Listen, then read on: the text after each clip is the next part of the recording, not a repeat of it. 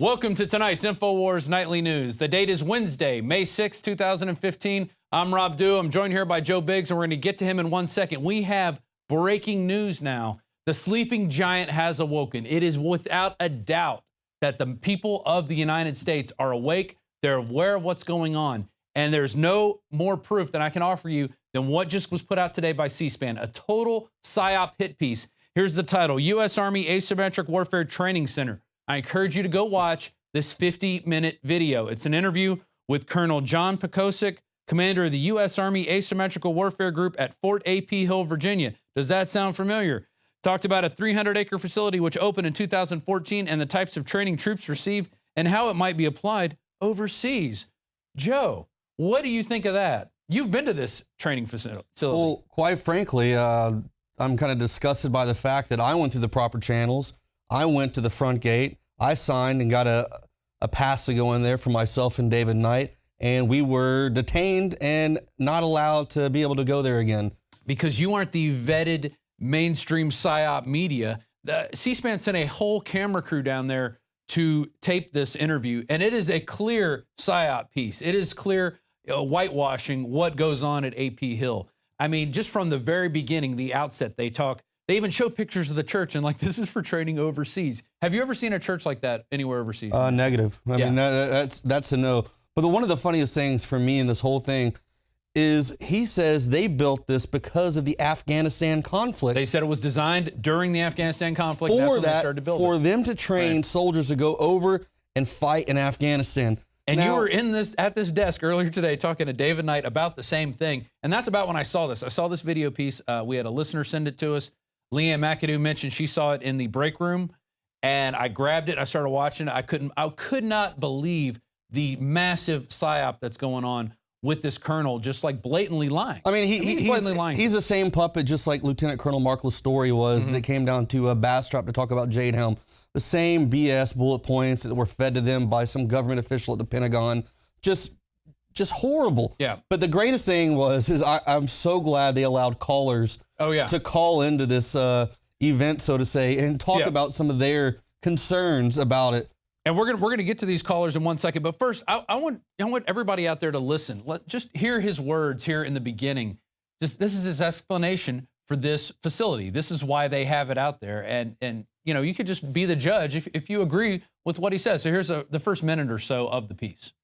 Here to join us to talk about the center and its mission is Colonel John Pekosik. He is the commander of the U.S. Army Asymmetric Warfare Group. Colonel, thanks for joining us. Welcome to C-SPAN. Pedro, thank you for having me. Can you tell us about the buildings behind us, what we're seeing, what the purpose is? Sure, Pedro. Well, what I'd like to do is just kind of put it into context in terms of why we have the training center here today.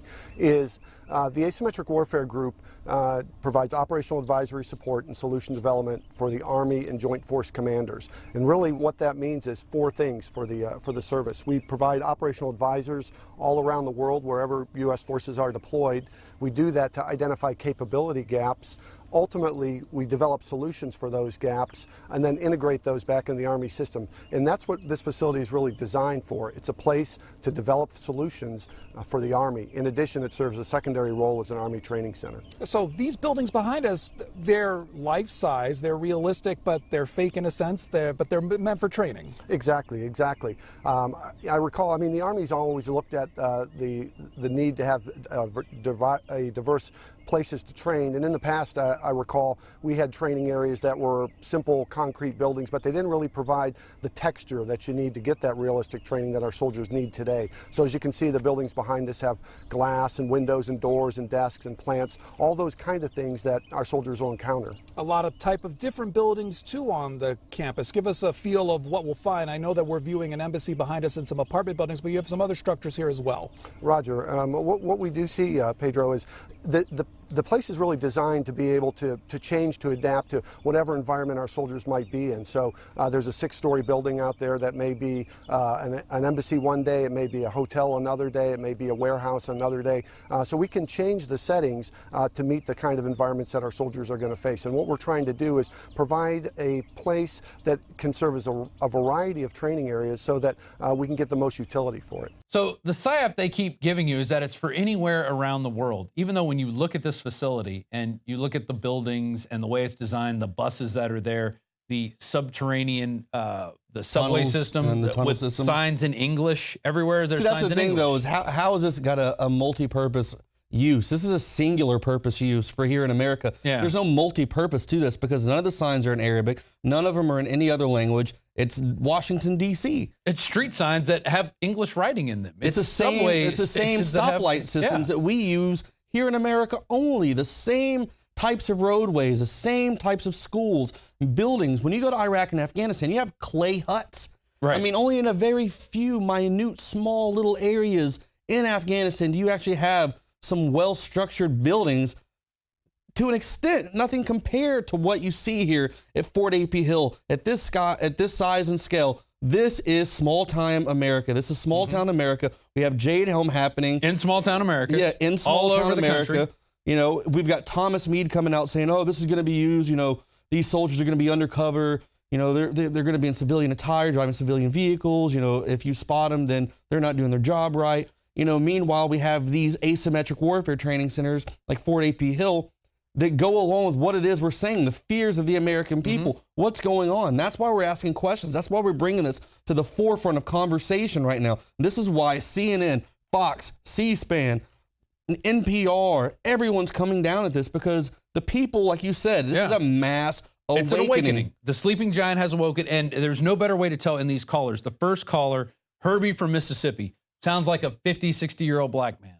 And just the way he talks, he says, it looks like it's secret training. It looks like you're trying to take over cities and fight our own people. It looks like you're going to invade the inner city. And it looks like this is for right here in America. Let's go to this call right now. You can hear it for yourself. I mean, we're going to show you all the calls. I cannot believe that they even put this out on the web. I mean, it is just such a validation of everything we have been saying. Exactly. So here's the first caller. Good morning, C-SPAN. Yes, these buildings look like the United States building because, you know, the way the police are throwing black people in the inner cities and the uprising that we're having here in America, it looks like we're getting to fight against our own people here. And it looks like y'all are training to more or less invade the inner city or, you know, it's mighty strange because everybody's training to do something overseas. And it doesn't look like overseas training. It looks like this is right here in America. And it's kind of scary because of the situation where we can't get police locked up for what they're doing to civilians and the stuff that's going on here in America. So it's it's kind of damaging. Y'all are doing something secretly here, I think. Herbie, that's not really true. What we're doing is training U.S. soldiers to be able to operate in any contingency around the world. When you look at what U.S. Army soldiers do, they have to be able to operate along a contingency from disaster relief to high-end military conflict, and that's what the center is really designed for. It's to be able to replicate any environment that we might have to fight in. I mean, we, as we said earlier on, we are in Virginia, and that's where we live. I mean, we're U.S. soldiers. We're stationed in the United States, and so the center is located here, so it's convenient and easy to train on. But really, what you said is farthest from the truth. It's really, we want to be able to replicate any environment where our soldiers might be able to fight. As I'd said earlier, that we used to train in very rudimentary training facilities where it was these simple concrete buildings, and our soldiers really weren't prepared as well as they could have been by just adding a little bit of texture to make it as realistic as possible. Ultimately, this facility is designed to increase soldier survivability and save lives in combat, and that's what it's for. And I think that if we put it in that context, that's really what the U.S. Army is doing at this facility. So that was the first caller. And before we go to a few of the other callers, I want to point out something. They start talking about the concrete tunnel system. The host is really engaged with these tunnels. He's like, oh, the tunnels, like you have 1,500 feet of tunnels in here. It's so amazing. You know, what is this used for? And the colonel says, well, that's for these drainage ditches in Afghanistan that we sometimes have to train and fight in. So we built, and they even show it on video, looks like concrete drainage system in your neighborhood. Okay, it doesn't look like anything in Afghanistan. Do you remember seeing concrete tunnels in Afghanistan? I didn't see anything to that nature whatsoever. The closest thing I saw to something like any kind of water drainage system would be a dried up riverbed, what we call a wadi. A wadi, yeah. And it's just a giant dried up riverbed that would sometimes flood if there was a flash flood miles away. Other than that, I never saw any kind of concrete tunnels anything like that to that nature. Well, let's listen to the colonel's explanation for it, because, you know, he's the authority. He's wearing the uniform. We have to listen to everything he says. We're stupid Americans. We don't know what's going on. So anytime they throw a psyop in our face, we should just agree with them. So here's that video right now. I think one of the best ones that you talked about was, you know, the tunnels or the subterranean piece. And what we realized earlier on is you see the environment around the world. Sometimes you see some continuity there. When we originally designed this facility, we were heavily engaged in Afghanistan, and at the time, the soldiers faced these Karezes, which are these water drain systems, and they had to understand how to go down into those, how to fight in those things. So it started off in that way. But when you look at the subterranean threat, and you look at other places around the world where that can apply, is you look at bunkers where chemical weapons might be stored in a country that you've got to recover, like in Syria, where they took them out and destroyed them. Somebody's got to be able to go in there and do that. Or so the subterranean threat is one that you might see anywhere around the world. And those are just two locations that you might see that. So the basic psyop is, they keep saying over and over again, anywhere in the world. In fact, I think you can make that into a drinking game. Every time they say anywhere in the world, you take a shot, and you would be wasted by the end of this 1 hour psyop piece put out by C-SPAN. Well, is America anywhere in the world? I think America is in part of the world. I think it's right there in the contained within the world. We're part of North America. So it's kind of funny how they say it's for anywhere in the world. Yeah. So it could be for anywhere in the world. Like they say, they mentioned Ebola in Africa. That doesn't look like an African village. I mean, have you seen all the videos, the reports of people going out, these Doctors Without Borders? Have you ever seen one large standing building, these churches, subway systems? No, you see these old, it's a village, rundown third world shanties. Yeah. It makes no sense whatsoever. And then they go on to say the earthquake in Nepal. Yeah, Nepal. I mean, it looks like nothing. Are like all Nepal. those buildings going to collapse or something, and then they're going to have to go through rubble? I doubt that's going to happen. Yeah. You know, so that's anywhere in the world. That's America. Hello. That's here. It's laughable. That's why it looks like our backyard. That's why it looks like when you drive up and down the street, there's a church, there's a soccer field. The same stuff you see here is anywhere around the world. That's why they don't specifically say it. And the reason they put this piece out is to try and pacify everybody, to claim, oh, well, the authority figures have come out and said it's okay, so we have to believe them. I want to go to the second caller now. This is John in Pennsylvania. So we went from Mississippi, now we're going up to Pennsylvania, clear across the country, okay? John's also concerned. You know, John sounds like a good old boy. He talks about seeing video with men in John Deere caps saying, please don't take my guns, which we've seen in Richmond, where they weren't taking guns, but they were saying, I'm a sovereign citizen, and they get rushed. Yeah, so I go through the proper channels, like always, like we do, to go out there to get a media pass. He tells me I'm going to be able to go. Then I guess he does research and finds out what InfoWars is and the fact that we're against this military takeover. We're against the militarization of police and denies me access. I've got one that can see. Yeah, exactly. We have to get rid of the glasses on. Yeah. But they blatantly lie and go, this is a dirty bomb drill. But like you just said, they're going out there to take guns and to put people who are like sovereign citizens in camps. Well, the 3%ers, they were bringing in trucks that said 3%er on them, okay? And then the guy says, I'm a sovereign citizen, I don't believe in you, or something to that effect. And then they get rushed by the mob. And then we saw that Marine training where they said, well, this could be for an embassy. But, you know, we all know what's coming down. Fort Lauderdale, rounding up citizens in the street, is not getting ready for Nepal or an earthquake somewhere or Africa, Ebola. No, they're all preparing everybody for fear. So let's go to, this is John in Pennsylvania, and he's concerned about gun confiscation. And he also brings up the fact that, hey, they took our guns in Katrina. What makes us think that this is not going to happen again? There you go. Let's go to the clip. Hi. I'm concerned like the last caller. I saw videos of your facility on the internet. I saw videos of individuals in John Deere caps saying, please don't take my guns, and other military training exercises that have been videotaped and have been put on the internet. Now, what safety or what do we have to guarantee us that these training facilities aren't being used to confiscate our guns in case of another economic meltdown like we had in 2008? That like the gun confiscation that went on in Katrina, the U.S. troops from Afghanistan walked the streets of New Orleans and confiscated every gun that was there. What do we have to guarantee that we will be protected from that not happening in mass like it did in Katrina? Thousands of guns were confiscated by regular Army and by National Guard units. Well, I can't speak about what happened in Katrina, but what I can say is, you know, I know that everything on the internet is not necessarily true as we see it. And really, when you come back to what the facility is designed for and what we do here, we share it very openly. There's no secrets to be had. When you talk about what protects us, well, you know, the United States Constitution is what protects us, and that's what the U.S. Army is here for, to support and defend the Constitution of the United States. And I would hope that all of our you know, our listeners and viewers out there would appreciate what our soldiers are doing for us on a day-to-day basis. It's really the opposite of what the caller had articulated. It's really to protect the United States. All right, I want to get through a couple more of these callers really quick. I kind of want to keep this piece contained. You need to get this out. This is a breaking bulletin. This just came out today. Everybody needs to go watch it. You need to go comment on it. You need to spread this around all over the place. U.S. Army Asymmetric Warfare Training Center on cspan.org. You could just do a search. There's the title right there. Do a search for it. We're going to put it in the bottom of the description of the Also, video. look up the location. You can get the number, their PIO, their public information officer. Troll them. Call them. Ask them why this is happening. Why is this happening in our country? Be a liberty troll. Yeah, go out there and ask questions. I want you to ask so many questions and call them so much that their lines shut down, that they're not able to use the internet because we broke the internet there for them. Yeah. Everyone in America should be pissed off about this stuff.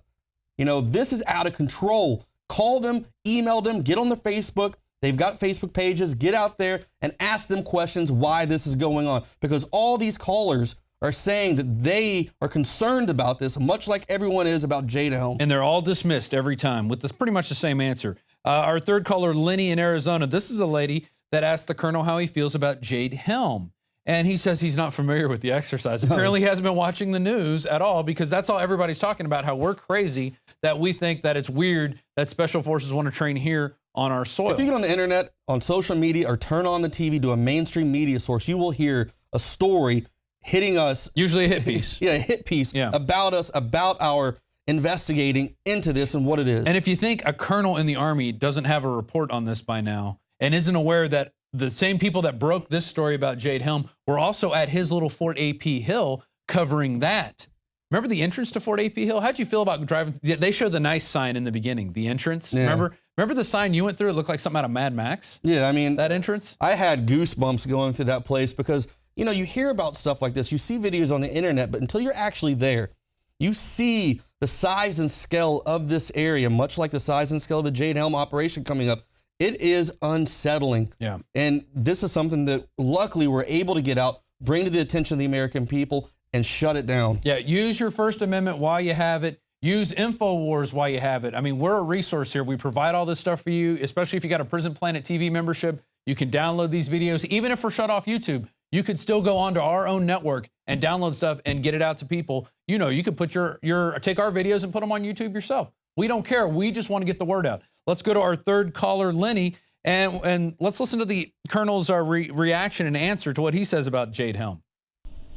Yes, good morning, Colonel. I wanted to alert our citizens and to get an explanation, if we could, for an exciting military training called Jade Helm 15, which is all over the internet. I guess it involves 10 states, and there's going to be civilians participating in towns like Big Spring, Texas.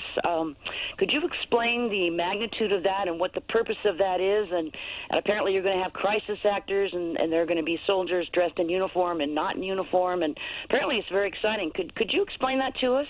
Thank you very much. Unfortunately, it's not something that I'm familiar with, so I can't really explain that.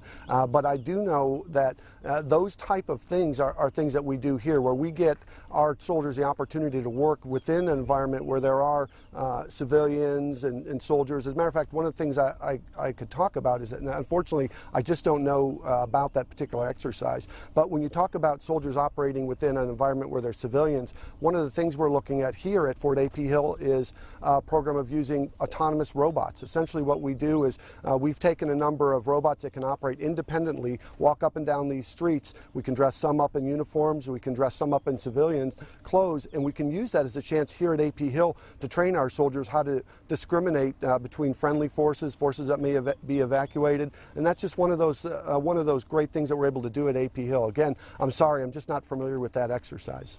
So, and that was the third caller. They were opening the lines up for people. It seems like the only people that care are real Americans who are really concerned about issues that we think people should be concerned about, because this is a long stand. This didn't just happen this year. It's not like, oh, you know, the police are giving out NRAPs and stuff. That all didn't just happen this year. This has been a long-standing goal.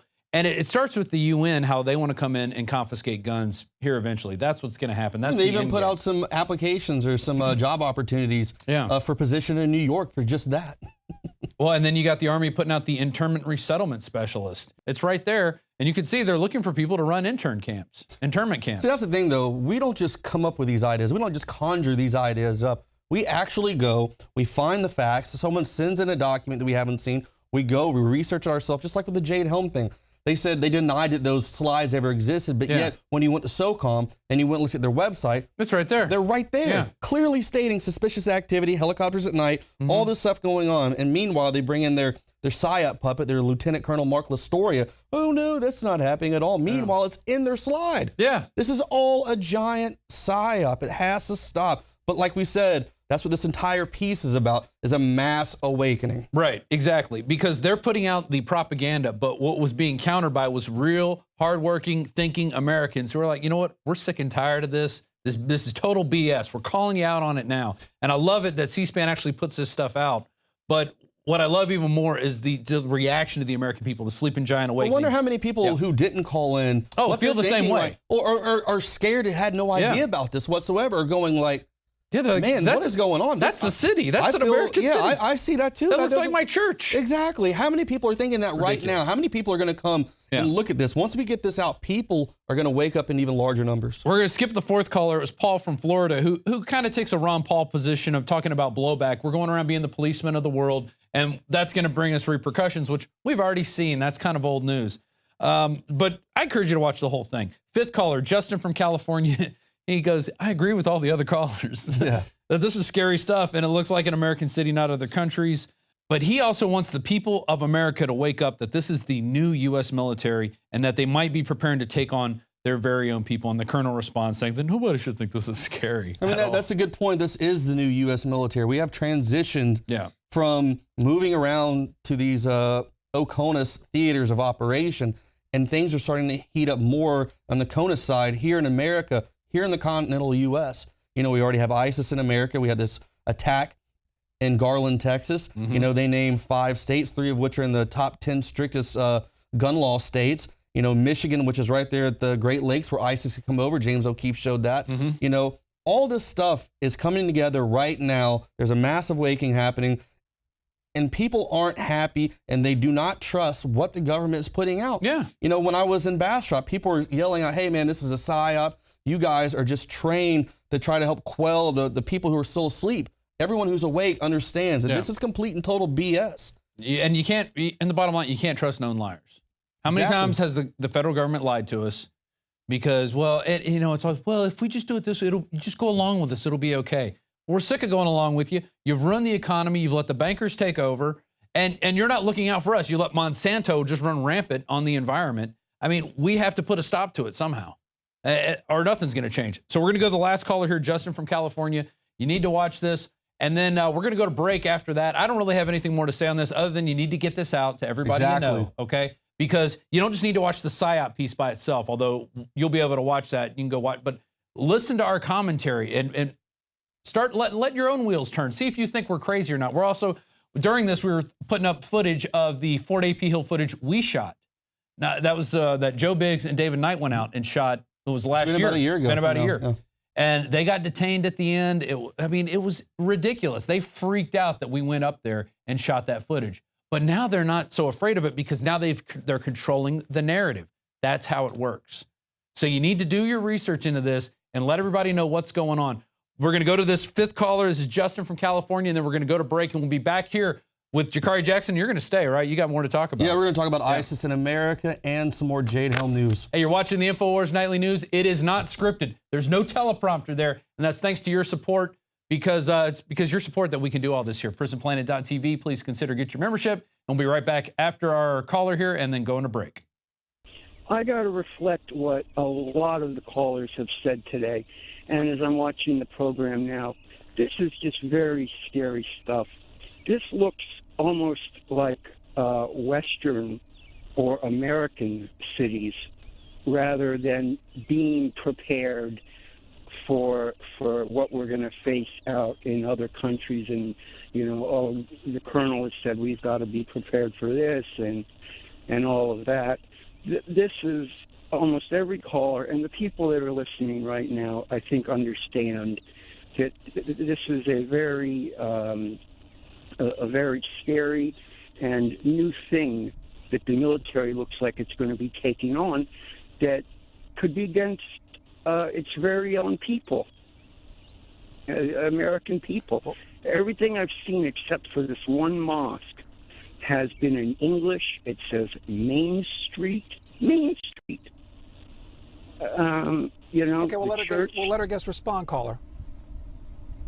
What I'd say is it is a very complicated world out there, and you shouldn't find it scary or frightening. You should find it reassuring that that we're training our soldiers to be able to operate across a broad spectrum of facilities. You know, when I had said is I've been in the Army a little bit of time, and when I first come in, we spent all our time walking through the woods, learning how to fight in the wood line, how to navigate with a map and compass in areas like that, and then come to realize when we were called by our nation to perform a mission, we were operating in an urban center, and how we did that, whether it was you know, us helping soldiers or our soldiers operating in the current or the conflicts that we most recently operated in, all of those were in an urban environment where we had to learn how to operate in and among where people are, because really the U.S. military, as we operate across the world, there are enemy forces, and they mix themselves in with friendly forces all the time. And as you know, the robot example that I gave up,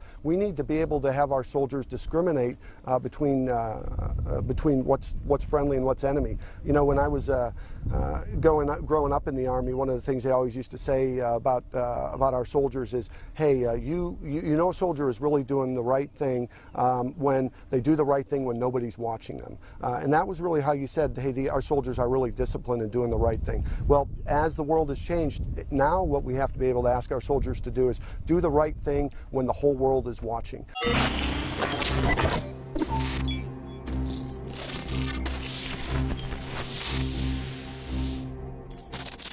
A chemical spill contaminating the water supply in 9 West Virginia counties. What are the health effects of having these drugs in our drinking water? It's forced medical treatment without the consent of residents. My friends, water filtration is one of the most basic actions you can take to protect you and your family from the harmful toxins and heavy metals in your tap water. On average, the county says it sprays with the glyphosate at least once a week. Few filters cut out the glyphosates that is found in water supplies worldwide. Remove pesticides, herbicides, chloramines, hydrofluorosilicic acid, sodium hexafluorosilicate. Fluoride is in tea, it's in coffee, it's in water, it's in bread, it's in toothpaste. It is our responsibility to protect our families. The establishment's not going to do it. It's time to take action. It's time to filter our water. Go to InfoWarsStore.com today, and for a limited time, use the promo code WATER20 and get 20% off all ProPure products. Again, that's InfoWarsStore.com, or give our crew a call at 888-253-3139.